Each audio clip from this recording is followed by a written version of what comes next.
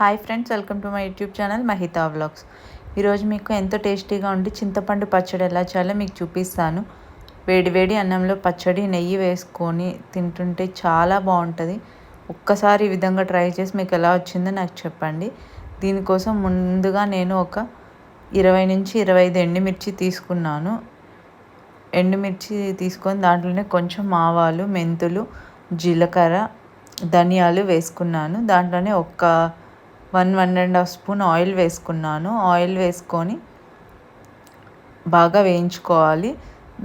దానికోసం ఒక చిన్న అల్లం ముక్క, కరివేపాకు, చింతపండు, పెద్ద నిమ్మకాయ సైజ్ చింతపండు చిన్న చిన్న ముక్కలుగా చేసి పెట్టుకోవాలి. మిక్సీకి వేసినప్పుడు మెదగదు కాబట్టి చిన్న చిన్నగా చేసుకొని నానబెట్టుకుంటే త్వరగా నానిపోతే మిక్సీకి వేసినప్పుడు కూడా కష్టం ఉండదు.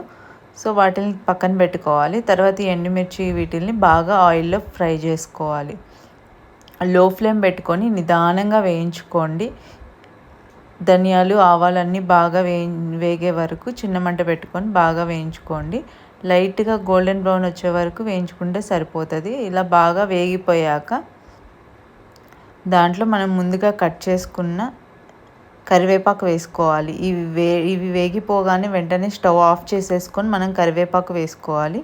లేదంటే ఇవన్నీ మాడిపోతాయి. వెంటనే స్టవ్ ఆఫ్ చేసుకొని దీంట్లో కరివేపాకు వేసుకోండి. నేను ఒక 10 రెమ్మలు అట్లా తీసుకున్నాను కరివేపాకు. ఎక్కువ వేసుకుంటే మంచి టేస్ట్గా ఉంటుంది.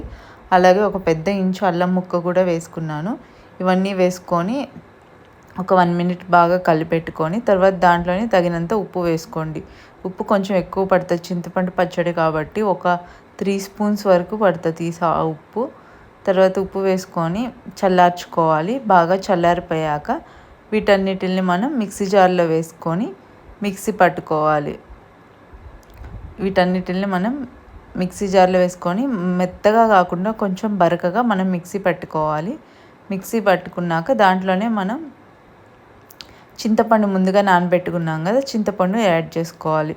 చింతపండు కూడా వేసుకొని మిక్సీ పట్టుకోవాలి. మరీ మెత్తగా ఉంటే పచ్చడి అంత బాగుండదు. కొంచెం బరకగా ఉంటేనే తినేటప్పుడు మంచి టేస్ట్గా ఉంటుంది. ఇక్కడ చూపించినట్టు కన్సిస్టెన్సీ సరిపోతుంది. తర్వాత దాంట్లో ఆనియన్స్, ఒక పెద్ద ఆనియన్ వేసుకోండి. ఆనియన్ వేయడం వల్ల పచ్చడి మంచి టేస్టీగా ఉంటుంది. ఒక పెద్ద ఆనియన్ వేసుకొని ఒక్కసారి తిప్పుకుంటే అంతే, ఎంతో టేస్టీగా ఉండే చింతపండు పచ్చడి రెడీ అయిపోయింది. మీరు ట్రై చేయండి. ఈ విధంగా చేస్తే చాలా బాగుంటుంది. దీంట్లోనే కొందరు బెల్లం యాడ్ చేసుకుంటారు. బెల్లం యాడ్ అంటే కారం ఎక్కువ తినే వాళ్ళు బెల్లం కూడా యాడ్ చేసుకోవచ్చు. నేను వేయట్లేదు, మాకు ఇలాగే ఇష్టం. మీరు ట్రై చేయండి.